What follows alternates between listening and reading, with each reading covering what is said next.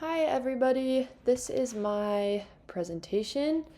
So I'm going to talk about how gender is represented on social media. I chose to do two platforms and I'm focusing on Instagram and TikTok today because they're both super popular platforms for people to kind of like share their life, share pictures, videos, advertisements are on mine all the time. And I'm also on there all the time, so I thought that this would be the most beneficial for me.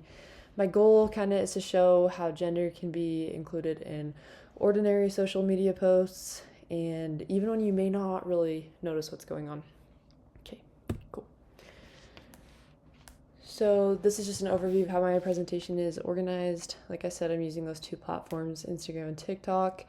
For each platform, I'm going to show an example involving bodies, one involving performance or expression, one involving institutions, and one involving a dating or marriage. Since for each example, I will explain what's being shown, why it fits into the topic, and what my message may communicate about gender. All of my examples they're just everyday and appropriate. They're not meant to criticize or insult any gender. My intention is to show how social media can both reinforce traditional gender expectations and then challenge them as well. Okay, Instagram bodies. So my first example is this Nike woman, and it's focusing on women athletes. So it's just a woman athlete post focusing on movement, training, and strength. So this example fits in the bodies category because the post focuses on physical movement, training, strength, and athletic ability. The woman is being shown as active, powerful, and capable. This is important because women's bodies on social media are so often judged mainly by your appearance, your weight, your size, or just your beauty. In this post, the focus is more on what the athlete's body can accomplish. I personally participated in high school and college sports. I relate to this example. Female athletes often, they're just judged for their bodies. They're not recognized for their hard work and their ability to accomplish. And a lot of the focus is on looks, which makes me really sad. So this post presents women's bodies in an empowering way, and it connects them to strength and athletic performance, which I really liked. Awesome. Slide 4, Instagram, performances and expressions. My next Instagram example is a GQ skincare or grooming post featuring a man completing personal care routine. So this fits the performance and expressions because gender can be expressed through, clothing, grooming, how you do your hair, your routines, your interests, and just the way you present yourself. Skincare and beauty products, I feel like traditionally are marketed more towards women.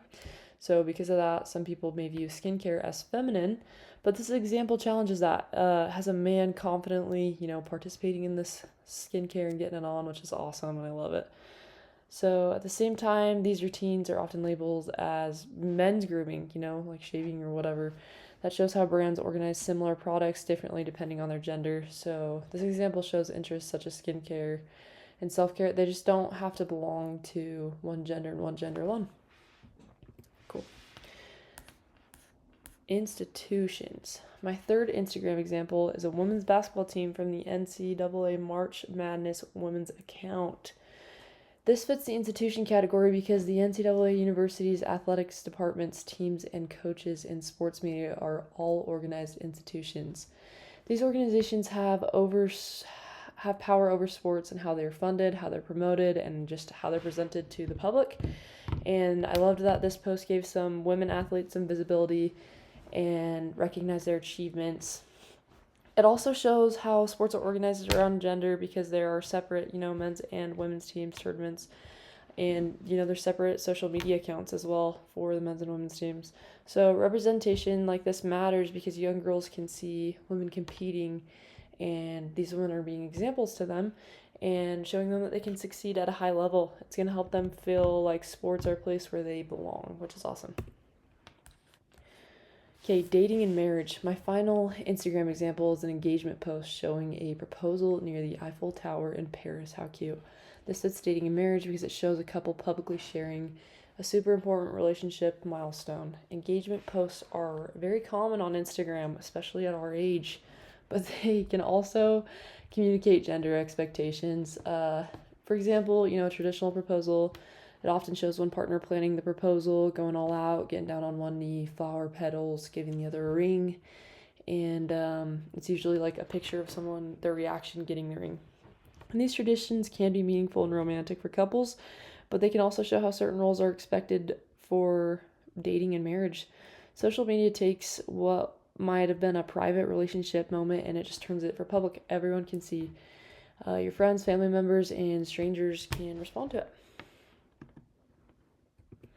Okay, TikTok. Moving on to TikTok bodies. This is my first example.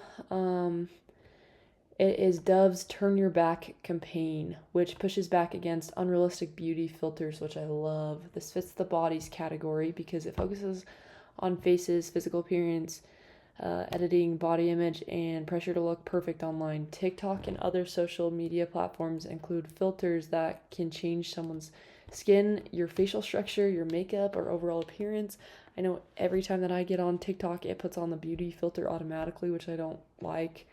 When these altered images become normal, people may begin, comparing that to their real appearance, feeling bad about themselves, even though it's not realistic. This pressure can especially affect girls, women, although people of any gender really struggle with body image. The Dove campaign challenges these standards because it encourages people to reject those extreme beauty filters and just be confident in their natural appearance. Love, love, love. Okay, TikTok performances and expressions. I love Jared McCain. My example for performances and expressions, this is Jared McCain doing skincare and painting his nails. This fits the category because gender is often expressed through grooming, clothing style, your body language.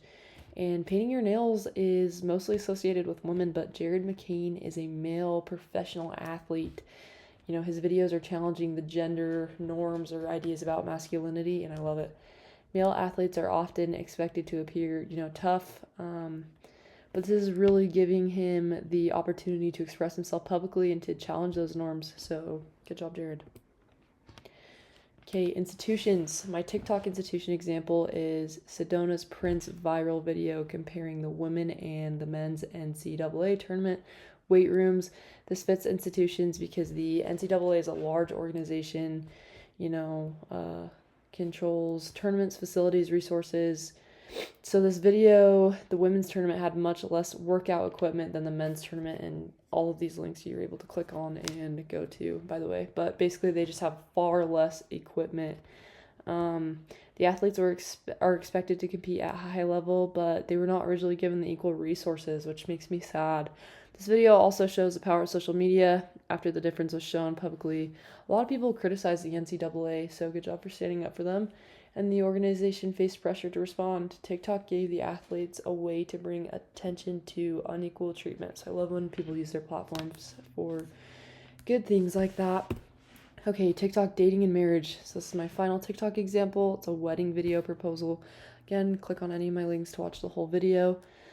This fits the dating marriage one because it shows a romantic milestone just being filmed and shared online. So proposal videos include gender expectations. One partner, plans a surprise and the other partner reacts. These traditions may be meaningful.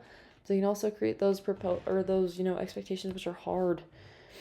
People frequently see large emotional or expensive proposals online, then they'll feel that pressure and they have to compare. So something me and my husband talked about. I wanted something super private and intimate, and it was awesome for us, and I have no regrets. So, to each their own, but that is something important to keep in mind. So, social media just influences the way people understand romance, your engagements, and marriage. Okay, in conclusion, Instagram, TikTok examples show that gender is present throughout social media. Gender shows up in the bodies are displayed, how people express themselves, how institutions treat men and women, and how relationships are just shown online. Social media can reinforce your gender expectations, but it can also challenge those stereotypes. So use your platforms for good, and remember that social media can be fake and that you are perfect the way you are.